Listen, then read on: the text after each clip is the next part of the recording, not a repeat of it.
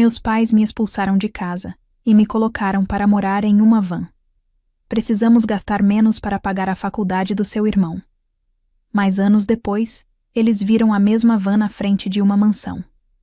Heloísa, a partir de hoje as coisas vão mudar. A voz do meu pai era firme, cortando o silêncio do jantar como uma faca.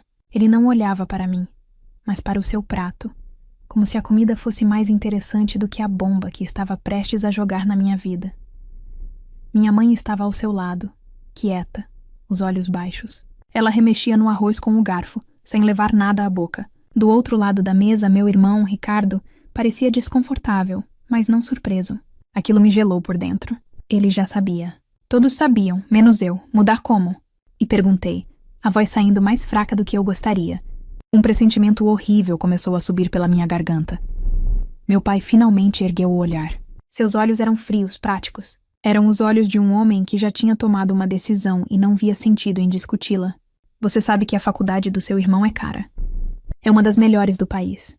Uma oportunidade única para o futuro dele. Eu assenti, sem entender onde ele queria chegar. Claro que eu sabia. A aprovação de Ricardo tinha sido motivo de festa por semanas. Ganhara um computador novo, roupas, um celular de última geração. Tudo para que ele tivesse o melhor começo possível. Pois bem, continuou meu pai. Analisamos as nossas contas.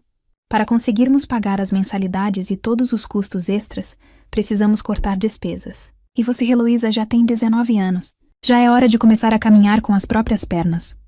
O ar pareceu ficar mais denso. As palavras dele ecoavam na minha cabeça. Mas eu não conseguia acreditar no que estava ouvindo. Caminhar com as próprias pernas? Eu trabalho meio período na lanchonete. Eu ajudo em casa. O que mais vocês querem que eu faça? Não é o que você faz, filha. É o que você custa. Ele disse sem um pingo de emoção. Comida, água, luz, internet. Tudo isso soma. E nós precisamos desse dinheiro para o Ricardo. Senti uma queimação no peito.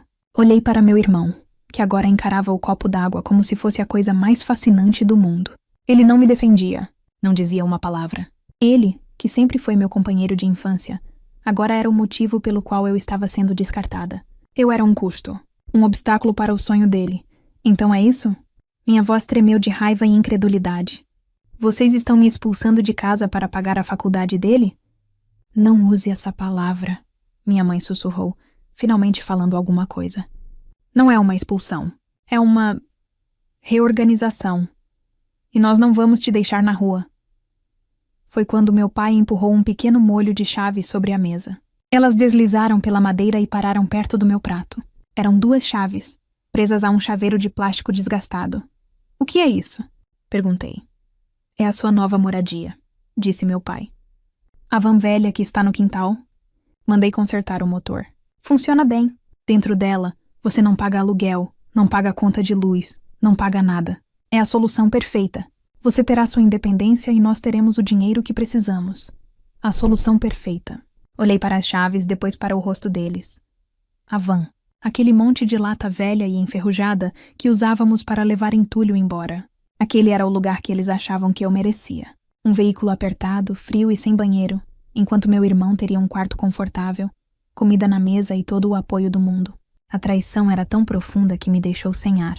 Senti as lágrimas querendo vir, mas as segurei com toda a força que tinha. Eu não ia dar a eles o gosto de me ver chorar. Levantei-me da mesa. Meu corpo todo tremia. Tudo bem, eu disse, e minha própria calma me assustou. Peguei as chaves. O metal estava frio na minha mão. Se é isso que vocês querem, é isso que vocês vão ter. Subi para o meu quarto em silêncio. Cada passo na escada parecia pesar 1 tonelada. Abri a porta do meu pequeno mundo e olhei ao redor. Pôsteres nas paredes, livros na prateleira, a colcha colorida que eu amava. Nada daquilo caberia na van. Abri o guarda-roupa e peguei 2 malas de viagem. Comecei a jogar minhas roupas dentro, sem nem me preocupar em dobrar. Calças, blusas, os poucos vestidos que eu tinha. Peguei meus tênis surrados e uma caixa com algumas fotos e lembranças. Enquanto eu fazia minhas malas, ouvi meu irmão bater na porta. Elô, posso entrar? A porta está aberta. Respondi, seca. Ele entrou e ficou parado, sem saber o que dizer. Olha, eu sinto muito. Sente mesmo, Ricardo. Virei para ele, os olhos ardendo. Você sente muito enquanto eu estou sendo jogada para fora de casa por sua causa? Você não disse uma palavra lá embaixo. Ficou quieto, aceitando o sacrifício. O que você queria que eu fizesse? Brigasse com o papai? Você sabe como ele é. E é o meu futuro, Elo. E o meu? Perguntei.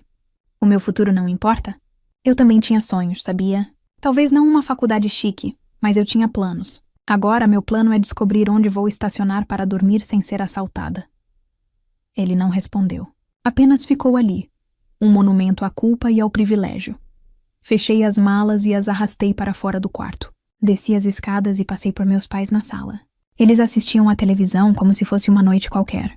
Como se a vida da filha deles não estivesse sendo virada de cabeça para baixo por culpa deles.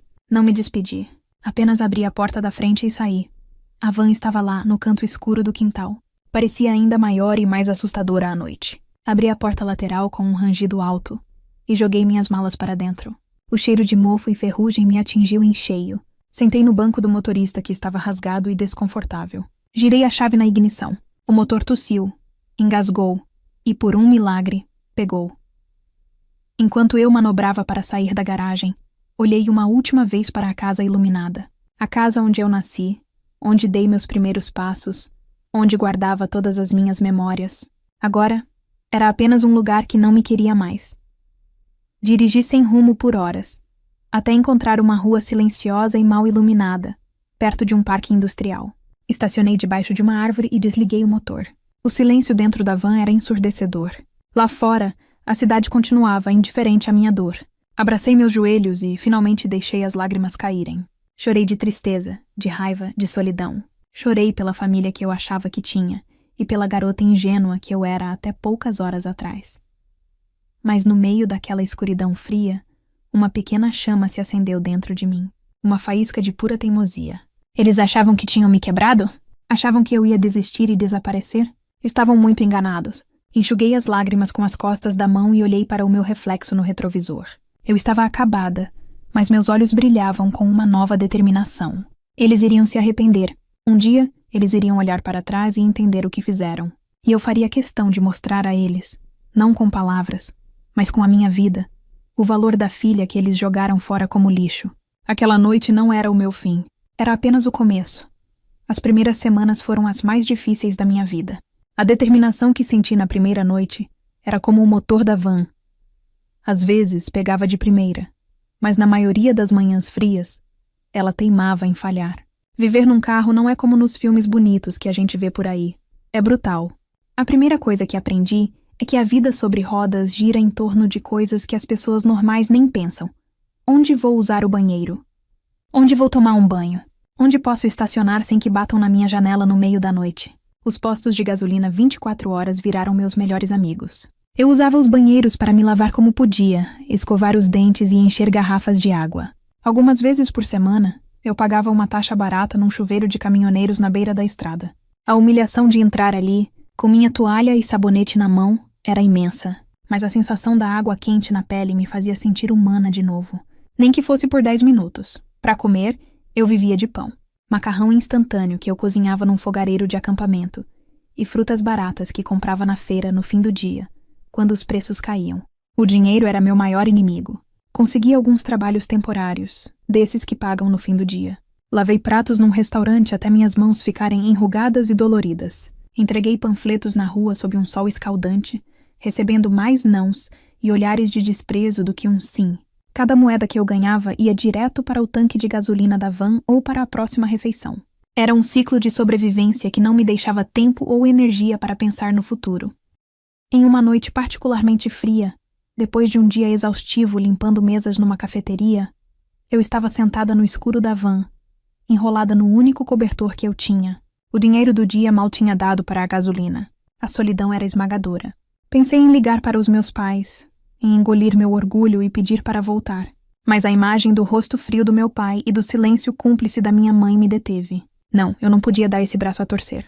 Eu preferia passar frio ali do que voltar para uma casa onde eu era vista como um fardo financeiro. Foi o frio que me deu a ideia. Minha única jaqueta jeans estava velha, fina e com um rasgo no cotovelo. Eu precisava de algo mais quente, mas não tinha dinheiro para comprar uma nova. Lembrei de um brechó enorme na parte mais antiga da cidade. Um lugar onde as coisas iam para morrer ou para ganhar uma segunda chance. No dia seguinte, com os poucos trocados que me sobraram, fui até lá. O cheiro de naftalina e de vidas passadas me abraçou na entrada. Roupas amontoadas em caixas, casacos pendurados em fileiras apertadas, sapatos de todos os tipos. Em um canto encontrei uma jaqueta de couro masculina, grande e sem graça, mas o couro era grosso e parecia resistente. Custava quase nada, pois tinha manchas e estava com o forro um pouco rasgado. Comprei a jaqueta e, com o resto do dinheiro, peguei alguns retalhos de tecido colorido e um novelo de lã grossa. Naquela noite, dentro da van, à luz de uma pequena lanterna à pilha, eu comecei a trabalhar. Sempre gostei de costurar e customizar minhas próprias roupas quando era mais nova. Era um passatempo. Mas ali, naquele momento, era uma necessidade. Peguei um pequeno kit de costura que minha avó tinha me dado anos atrás e que, por sorte, estava na minha caixa de lembranças. Com paciência, consertei o forro. Usei os retalhos para criar um desenho nas costas, uma espécie de mosaico abstrato. Com a lã, fiz alguns bordados na gola e nos punhos. Enquanto eu trabalhava, o mundo lá fora desapareceu. Não havia frio, nem solidão, nem fome. Havia apenas eu, a agulha, a linha e o couro. Eu não estava apenas consertando uma jaqueta velha. Eu estava colocando nela toda a minha frustração, minha raiva e minha pequena esperança. Quando terminei, já era quase de manhã. A jaqueta estava transformada. Era única, ousada, cheia de personalidade. Era a minha cara. Decidi que a van também precisava de uma segunda chance. Se aquele seria meu lar, então ele teria que ser mais do que apenas um abrigo de metal. Passei o dia seguinte limpando cada canto. Joguei fora o lixo. Esfreguei o chão e os bancos.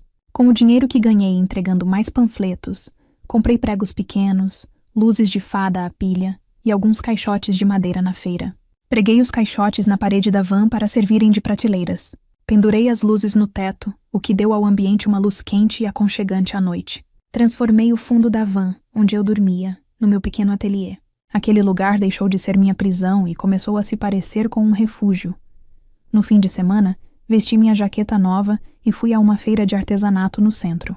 Eu não tinha nada para vender, só queria caminhar e ver gente. Enquanto eu olhava as barracas, uma mulher elegante parou na minha frente. Com licença, moça. Que jaqueta incrível. Onde você comprou? Eu gelei. Oh, obrigada. Eu mesma que fiz. Os olhos dela se arregalaram. Você está brincando. É maravilhosa. Você vende o seu trabalho? A pergunta me pegou de surpresa. Eu não sei. Nunca pensei nisso. Pois deveria pensar, ela disse sorrindo. Se um dia fizer outra, eu compro na hora. Aquelas palavras não saíram da minha cabeça. Vender meu trabalho? Será que era possível? Naquela noite, a empolgação não me deixou dormir.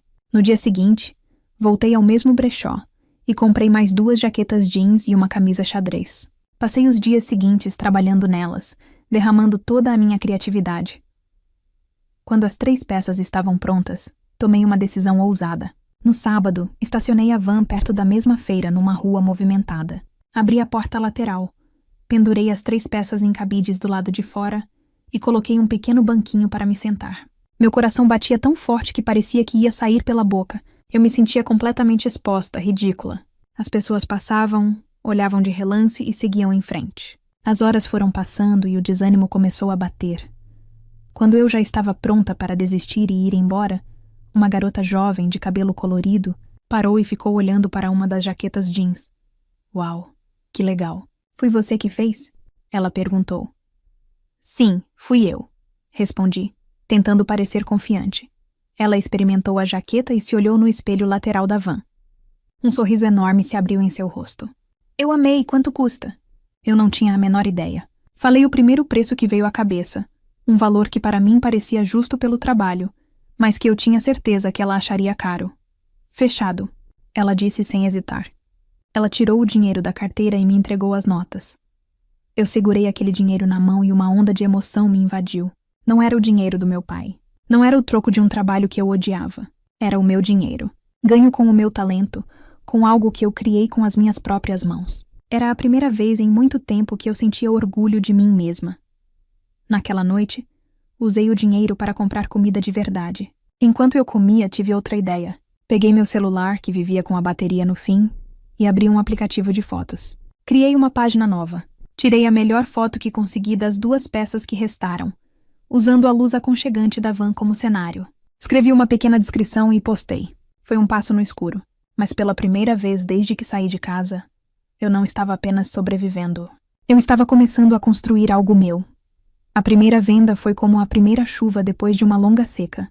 Ela não encheu o rio, mas molhou a terra e me deu esperança de que mais viria. E veio. Comecei a frequentar aquela feira todo fim de semana. A van, antes meu esconderijo e símbolo da minha rejeição, transformou-se no meu maior trunfo. Com sua aparência rústica e as minhas criações coloridas penduradas na lateral, ela chamava a atenção. As pessoas não viam mais uma lata velha, mas uma boutique sobre rodas, uma curiosidade que as atraía. É você a menina da van, não é? Minha amiga comprou uma jaqueta com você e eu amei, ouvi uma cliente dizer. Logo, eu não era mais uma vendedora anônima. Eu era a menina da van. As pessoas vinham até mim, não apenas para comprar uma roupa, mas para ouvir a história por trás dela. E eu, com o tempo, perdi a vergonha e comecei a contar. Não a parte triste, mas a parte da transformação. De dar uma nova vida a peças esquecidas. As pessoas se conectavam com isso. Minha rotina virou uma loucura organizada. Durante a semana eu me tornava uma caçadora de tesouros. Acordava cedo e visitava todos os brechós da cidade e das redondezas, procurando por peças com potencial. À tarde e à noite, a van se transformava no meu ateliê iluminado por luzes de fada, com música tocando no meu celular e o som da máquina de costura portátil que comprei com o lucro das primeiras vendas. E nos fins de semana, eu era a empreendedora, vendendo meu trabalho e conversando com dezenas de pessoas. Era exaustivo, mas pela primeira vez eu sentia que o meu esforço estava construindo algo real. O ponto de virada, no entanto, não aconteceu na feira. Aconteceu na tela do meu celular. Uma noite, enquanto trabalhava em um casaco masculino, grande e sem forma, tive uma ideia. As pessoas gostavam das peças prontas, mas talvez elas gostassem ainda mais de ver a mágica acontecer. Posicionei meu celular num suporte improvisado e comecei a gravar. Fiz um vídeo curto, com cenas rápidas. Eu cortando o casaco, tingindo uma parte do tecido, costurando apliques de couro, trocando os botões. A música era animada, a edição era simples, mas o resultado final era impressionante. O casaco sem graça tinha virado uma peça de arte moderna e urbana. Postei o vídeo na minha página online antes de dormir, com a legenda: "Tudo merece uma segunda chance." Não criei muita expectativa. Eu tinha algumas centenas de seguidores, a maioria clientes da feira e curiosos. Quando acordei na manhã seguinte, meu celular não parava de vibrar. Eu pensei que estivesse com algum problema, mas não estava. A tela estava cheia de notificações. Dezenas, centenas. O vídeo tinha explodido. Durante a noite, ele foi compartilhado tantas vezes que os números não paravam de subir. Milhares de curtidas, comentários de pessoas de todo o país. "Que talento incrível! Você é uma artista. Eu quero um desses." E a pergunta que mais se repetia na minha caixa de mensagens: "Você envia para outras cidades?" Eu entrei em pânico. Um pânico bom, feliz, mas ainda assim pânico. Eu não tinha estrutura para enviar nada para ninguém. Eu era uma garota em uma van. Passei o dia inteiro respondendo mensagens, agradecendo os elogios e anotando os pedidos. A demanda era muito maior do que a minha capacidade de produção. Percebi que se eu quisesse aproveitar aquela onda, precisaria mudar de estratégia. A van já não era suficiente. O espaço era meu maior problema. As roupas para customizar, os tecidos, as tintas, as linhas, tudo estava se empilhando dentro do meu pequeno lar sobre rodas. Eu mal tinha espaço para dormir. Com o dinheiro que vinha entrando dos pedidos online, que eu pedia para pagar em adiantado, tomei a decisão mais assustadora e importante até então. Aluguei um pequeno depósito. Era um galpão pequeno e feio numa zona industrial, com paredes de concreto e uma porta de metal, mas para mim parecia um palácio. A primeira vez que entrei naquele espaço vazio, o eco dos meus passos me deu um arrepio. Era meu, um lugar fixo, um endereço comercial. Comprei prateleiras de metal, uma mesa grande de trabalho e uma máquina de costura profissional de segunda mão. Levei todo o meu material para lá, organizando tudo. A van continuou sendo meu lar e minha loja móvel nos fins de semana, mas o depósito se tornou meu quartel-general, minha fábrica de sonhos. Ali, eu podia trabalhar em várias peças ao mesmo tempo, organizar os envios e finalmente respirar. Minha renda, que antes era instável, tornou-se um fluxo constante e crescente. Foi nessa época de crescimento que o passado resolveu me procurar. Um dia meu celular tocou. Era um número que eu não conhecia. Atendi desconfiada. "Alô?" Disse uma voz hesitante do outro lado. Era minha mãe. Meu coração parou por um segundo. Fiquei em silêncio, sem saber o que dizer. Heloísa? É você, filha? Sou eu, respondi, a voz saindo fria, sem querer. Ah, que bom. Fiquei sabendo. Uma amiga da sua tia viu umas fotos suas na internet. Disse que você está fazendo umas artes com roupas. É verdade? Estou trabalhando, respondi, cortando o assunto. Houve uma pausa constrangedora. Ficamos preocupados. Você está bem? Está se cuidando. A pergunta me atingiu como um soco. Preocupados? Onde estava essa preocupação quando eu dormia no frio? Quando contava moedas para comprar pão? Eu estou ótima, mãe. Preciso desligar agora, estou ocupada. Desliguei antes que ela pudesse responder. Sentei-me no chão do meu depósito, cercada pelo meu trabalho, e respirei fundo. Eles não ligaram quando eu não tinha nada. Ligaram agora, porque ouviram dizer que eu estava tendo algum sucesso. Aquele telefonema não me trouxe conforto. Apenas confirmou que eu estava certa em seguir meu caminho sozinha. Eu não precisava mais da aprovação deles. Com o negócio mais organizado, minha mente começou a voar mais alto. Customizar peças era incrível, mas eu dependia do que encontrava nos brechós. Cada peça era única, o que era bom, mas também me impedia de crescer de verdade. E se eu criasse minhas próprias roupas, do zero? Naquela noite, na van, eu não peguei nenhuma jaqueta para transformar. Em vez disso, peguei um caderno de desenho que comprei com o lucro da semana. Comecei a rabiscar. Desenhei um vestido, uma saia, uma jaqueta que só existia na minha imaginação. As ideias fluíam sem parar. Eu não era mais apenas a garota que consertava roupas velhas. Eu estava me tornando uma designer. O sonho, que antes era apenas sobreviver, agora era construir uma marca. Um nome. Um império que começou ali, naquela van. Mas que eu sabia que poderia me levar a lugares que meus pais jamais imaginaram. Meus cadernos de desenho se tornaram minha nova obsessão. Passei meses desenvolvendo minha primeira coleção autoral. Cada peça era uma parte de mim, inspirada na força que encontrei na solidão, na beleza que descobri em coisas descartadas e na ousadia que eu tive que aprender para sobreviver. Eu investi quase todo o meu lucro na produção das primeiras peças. Uma aposta arriscada que me tirou o sono por várias noites. A coleção não era mais sobre customização, era sobre criação. Minha marca agora tinha uma identidade, uma voz. Eu continuei postando vídeos do meu processo, mas agora, em vez de transformar roupas velhas, eu mostrava o nascimento de uma ideia, do esboço no papel ao primeiro protótipo, até a peça final. Minha base de seguidores continuava crescendo, fiel e engajada. Eles não eram apenas clientes, eram torcedores da minha jornada. E então, um dia, uma mensagem mudou tudo. Eu estava no meu depósito, embalando alguns dos últimos itens customizados que eu ainda vendia, quando uma notificação brilhou na tela do meu celular. Era uma mensagem direta na minha página, de um perfil verificado, com milhões de seguidores. Meu coração disparou. Era de uma das maiores influenciadoras de moda do país, uma mulher conhecida por seu estilo impecável e por lançar novas tendências. Eu a admirava há anos. Achei que fosse uma conta falsa, uma pegadinha, mas era real. A mensagem era curta e direta. Seu trabalho é uma das coisas mais autênticas que eu já vi. A história por trás da sua marca é incrível. Eu não quero uma peça sua. Eu quero criar uma com você. Vamos conversar? Li a mensagem umas 10 vezes, minhas mãos tremendo. Era isso. Era a chance que poderia levar meu sonho a um nível que eu jamais imaginei. Respondi tentando parecer profissional e calma, mas por dentro eu estava em festa. Trocamos e-mails, fizemos chamadas de vídeo. Ela era inteligente, direta e genuinamente apaixonada pelo que eu fazia. Juntas, decidimos criar uma coleção cápsula. 3 modelos de jaquetas exclusivas, desenhadas por mim, com o selo e a divulgação dela. Os 2 meses seguintes foram um furacão. Trabalhei dia e noite, contratei costureiras para me ajudar com a produção, supervisionei cada detalhe. No dia do lançamento, eu estava no meu depósito com as 2 funcionárias que contratei, olhando para a tela do computador. A influenciadora fez a postagem anunciando a coleção.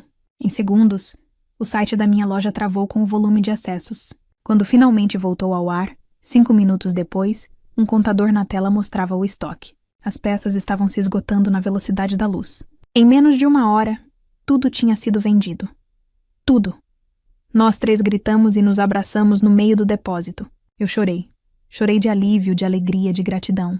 Todo o sacrifício, todas as noites frias na van, todo o esforço solitário, Tudo tinha valido a pena. Aquele foi o começo de tudo. A colaboração me colocou no mapa da moda nacional. Minha marca virou sinônimo de originalidade e superação. As encomendas explodiram. O pequeno depósito ficou pequeno demais. Aluguei um galpão muito maior, contratei mais gente, criei um site profissional. Em 2 anos, o que começou com uma jaqueta de brechó se tornou uma empresa de verdade, com dezenas de funcionários e um faturamento que eu mal conseguia processar. Um dia, meu contador me ligou para discutir os balanços do ano. No final da chamada, ele disse casualmente: "Parabéns, Heloísa. Oficialmente você atingiu seu primeiro 1 milhão." Quando desliguei, fiquei olhando para a parede do meu escritório, que agora era grande e envidraçado. 1 milhão. Lembrei-me da Heloísa de anos atrás, contando moedas para decidir se comprava um sanduíche ou colocava gasolina na van. A ironia era tão grande que eu comecei a rir. Era um riso que vinha do fundo da alma, um riso de liberdade. Apesar de tudo, eu continuei morando na van. Ela ficava estacionada no pátio do meu novo galpão. Era meu lembrete diário de onde eu vim. Mas eu sabia que era hora de ter um lar de verdade. Não porque eu precisava, mas porque eu merecia.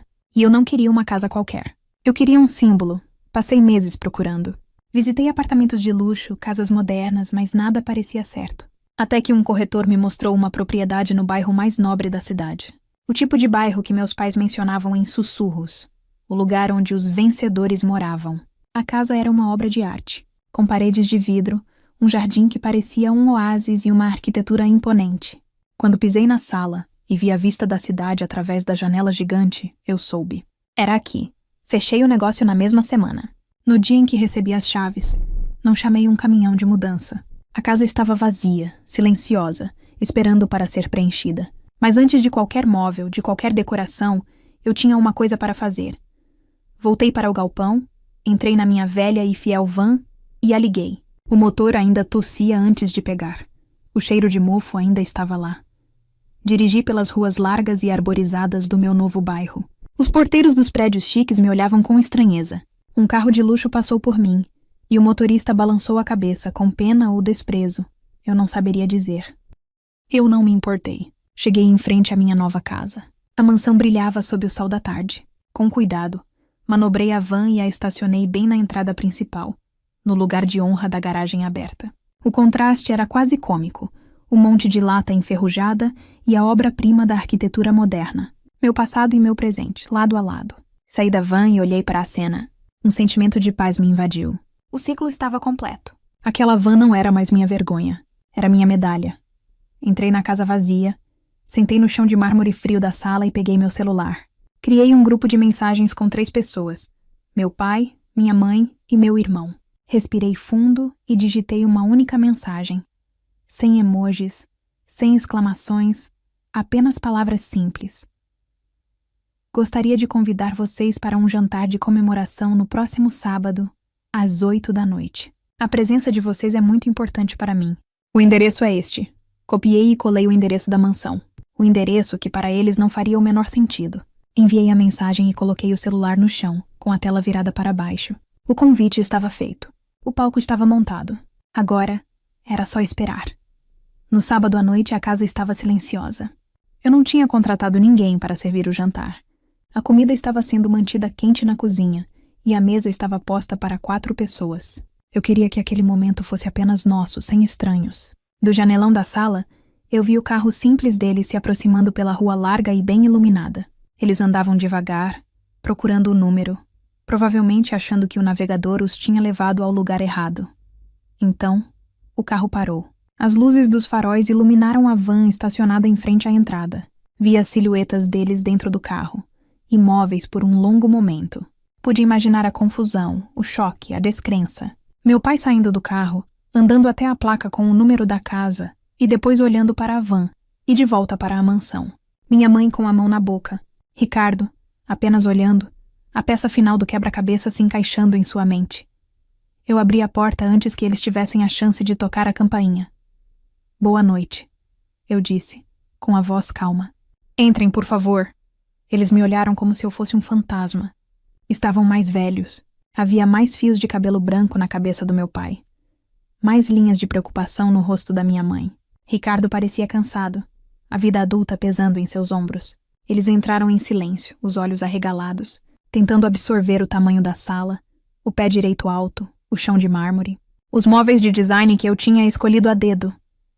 Heloísa, minha mãe sussurrou, a voz falhando. O que é este lugar? É a minha casa, respondi de forma simples. Fiquem à vontade. Aceitam alguma coisa para beber? Eles mal conseguiam responder. Conduze-os até a sala de jantar, onde a mesa estava posta. O silêncio era pesado, preenchido apenas pelo som distante dos grilos no jardim. Nós nos sentamos e eu servi a comida. Eles comiam mecanicamente, sem sentir o gosto, os olhos ainda vagando por todos os cantos. Foi meu pai, como sempre, quem quebrou o gelo, com a praticidade de sempre. Ele limpou a boca com o guardanapo e me encarou. Certo, Heloísa. Que brincadeira é esta? Como você conseguiu tudo isso? Você casou com um homem rico? Eu parei de comer e o olhei de volta, mantendo meu olhar firme no dele. Não, pai. Eu não precisei de homem nenhum para construir minha vida. Então, o que foi? Loteria? Herança? Ele insistiu, incapaz de aceitar a realidade que via. Foi trabalho duro, eu disse. E tudo começou graças a vocês. Eles me olharam confusos. Ricardo parou com o garfo a meio caminho da boca. Começou naquela noite. Continuei. Minha voz calma e firme, sem um pingo de raiva ou mágoa. Era apenas um relato. Na noite em que vocês decidiram que eu era um custo que precisava ser cortado. Começou com aquela van que está estacionada lá fora. Apontei com a cabeça na direção da entrada. Aquela van foi meu lar, meu ateliê, minha primeira loja. Naquele monte de lata velha que vocês me deram, eu passei frio, passei fome e passei medo. Mas foi lá também que eu descobri a única pessoa com quem eu podia contar de verdade. Eu mesma. Foi a necessidade que me fez ser criativa. Foi a solidão que me deu força. Cada peça que eu vendi, cada centavo que eu ganhei, foi para provar a mim mesma que eu tinha valor, mesmo que vocês não conseguissem enxergar. Eu contei tudo.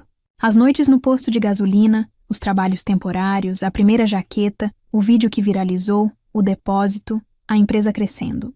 Eu não levantei a voz. Não chorei, apenas narrei os fatos, como se estivesse contando a história de outra pessoa. Quando terminei, o silêncio que se instalou na mesa era diferente. Não era mais constrangido. Era pesado de culpa. Olhei para Ricardo. Ele tinha se formado, arrumou um bom emprego num escritório, tinha uma vida correta, uma vida normal. A vida que meus pais planejaram para ele. Ele era o resultado do investimento deles. E eu era o resultado do que eles jogaram fora. Minha mãe foi a primeira a desabar. Ela começou a chorar baixinho. Um choro de profundo arrependimento. Minha filha, o que nós fizemos? Me perdoa. Por favor, me perdoa. Meu pai estava pálido. O homem forte e decidido que me expulsou de casa agora parecia frágil, derrotado. Seus cálculos, sua lógica, tudo tinha falhado. Ele sacrificou a filha pelo futuro do filho, mas foi a filha descartada que conquistou o mundo. Seus olhos se encheram de lágrimas, algo que eu nunca tinha visto em toda a minha vida. Nós erramos, ele disse, a voz embargada. Fomos cruéis, fomos cegos. Perdoe seu velho, Heloísa. Por favor. Eu olhei para os três, as pessoas que mais me machucaram no mundo, agora implorando pelo meu perdão. E naquele momento eu senti algo que não esperava. Paz. Aquele desejo ardente de provar meu valor para eles tinha desaparecido. Eu não precisava mais. Eu perdoo vocês, eu disse. E as palavras saíram com uma leveza que me surpreendeu. Eles me olharam com um pingo de esperança. Mas escutem bem. Eu não os perdoo para que a gente volte a ser uma família. Aquela família morreu naquela noite. Eu os perdoo por mim, para que esse peso finalmente saia das minhas costas. Para que eu possa seguir em frente, completamente livre. Levantei-me da mesa. Este jantar não é um recomeço, é um encerramento. Eu queria que vocês vissem com os próprios olhos o que eu construí não por causa de vocês, mas apesar de vocês. Eu desejo que sejam felizes. Mas nossos caminhos se separam aqui. Eu os acompanhei até a porta. Eles saíram em silêncio, parecendo muito menores do que quando chegaram. Entraram no carro e foram embora, sem olhar para trás. Fechei a porta da minha casa imensa e me encostei nela. Eu estava sozinha no meio de uma mansão vazia, mas pela primeira vez na vida eu não me sentia solitária. Eu estava inteira. A maior vitória da minha vida não era o dinheiro no banco ou a casa espetacular. Era a força que eu descobri dentro de mim, a força para perdoar, fechar a porta para o passado e, finalmente, ser a única dona do meu próprio futuro.